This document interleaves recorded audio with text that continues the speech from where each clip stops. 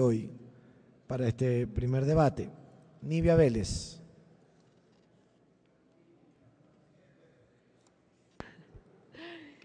Señor presidente, señoras y señores asambleístas, yo creo que vamos a tener que invitar más público para que siempre las barras estén llenas y no abandonemos el pleno. En la mañana cuando estaban las barras llenas, entonces el pleno también estaba lleno. Digo, se fueron los transportistas y se fueron los asambleístas. Sí, así es. Señor presidente, señores y señoras asambleístas, primero una recomendación a la comisión. Ya no podemos hablar de grupos vulnerables, sino los grupos de atención prioritaria. Entonces, primero, para empezar un poco ese tema. Hemos revisado la ley y el informe que ha presentado la comisión.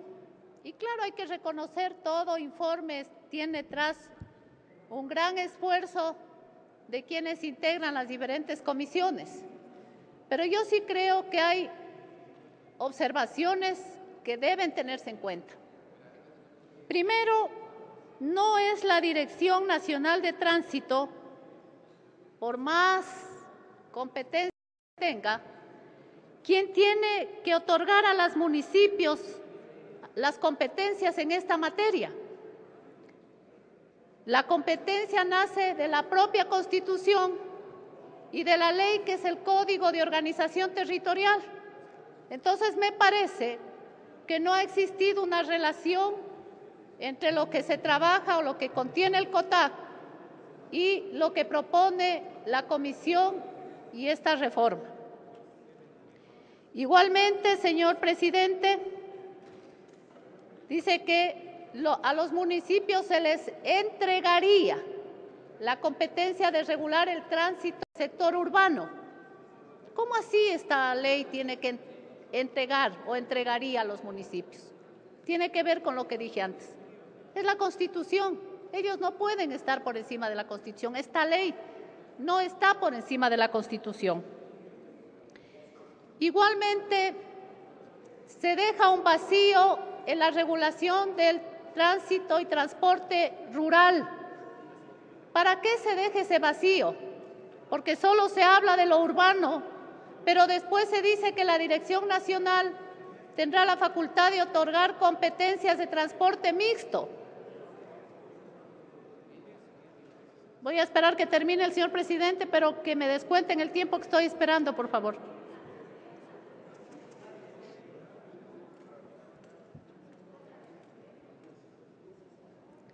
Gracias, señor presidente. Digo que se habla que la dirección tendrá la facultad de autorizar el transporte mixto y se deja un vacío en el transporte a los sectores rurales para seguir manejando la misma corrupción que hasta ahora se ha manejado, señor presidente. El domingo me visitaban compañeros del sector rural que no tienen transporte y decían con pena, tengo el nombre y voy a investigar, que una exfuncionaria de la Comisión Nacional de Tránsito les ha dicho que por $35,000 podría sacarles una frecuencia. Entonces, para eso se sigue centralizando y se deja a discreción solo el urbano para los municipios y el resto, ¿quién lo va a autorizar? También me preocupa el nombramiento que se va a hacer del director nacional, de los directores provinciales. ¿Guarda relación el crear estas instancias provinciales con lo que propone el Código de Organización Territorial? No se habla de concurso de méritos y oposición, sino de una terna que se elaboraría y se enviaría para que se haga la designación. Me parece que son las mismas ternas que en algunas instituciones hoy se elaboran por pedidos inclusive de muchos asambleístas. Se hace una terna y se escoge a quien dirige la institución. Esa discrecionalidad en este gobierno no puede continuar.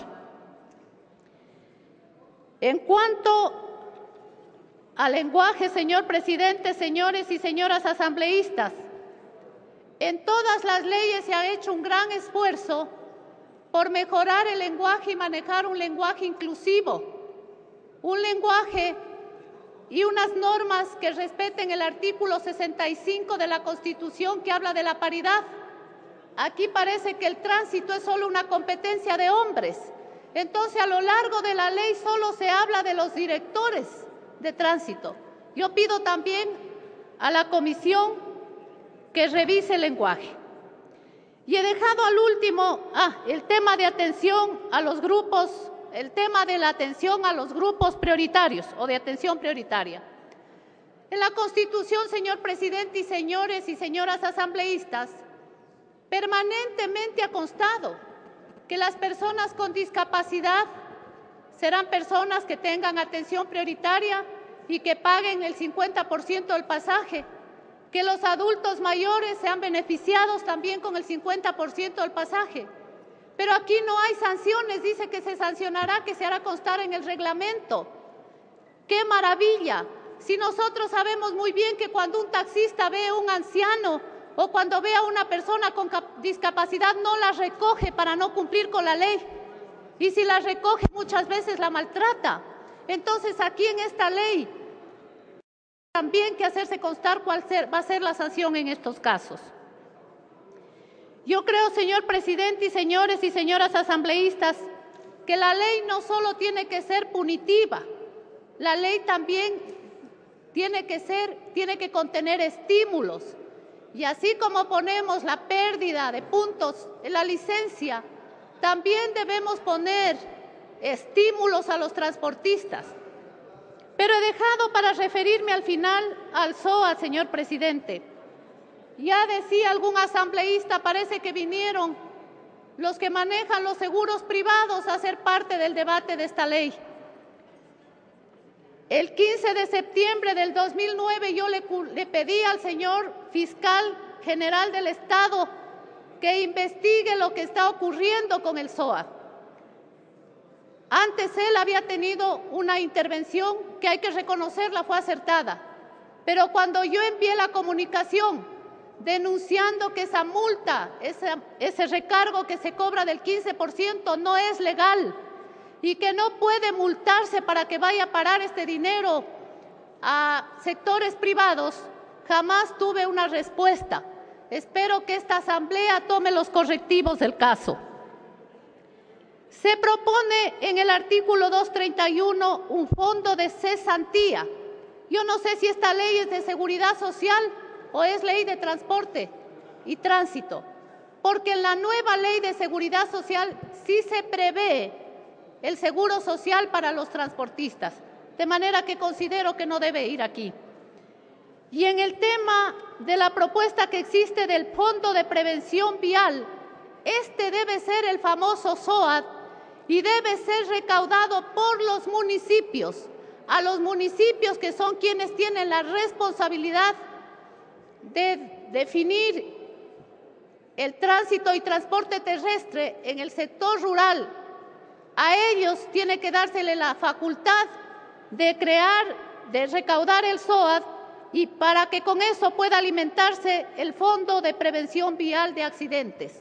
No podemos en esta asamblea seguir permitiendo que se cobre a los transportistas, que se cobre al pueblo ecuatoriano un impuesto, que se cobre el SOAT para que vaya a aumentar los fondos de personas particulares. Yo creo que eso estuvo bien en su momento, a lo mejor no había otra alternativa, pero este momento, esta ley, tiene que tener como uno de sus puntos principales el rescatar esos recursos en beneficio del Estado y particularmente de los gobiernos locales. Gracias, señor presidente.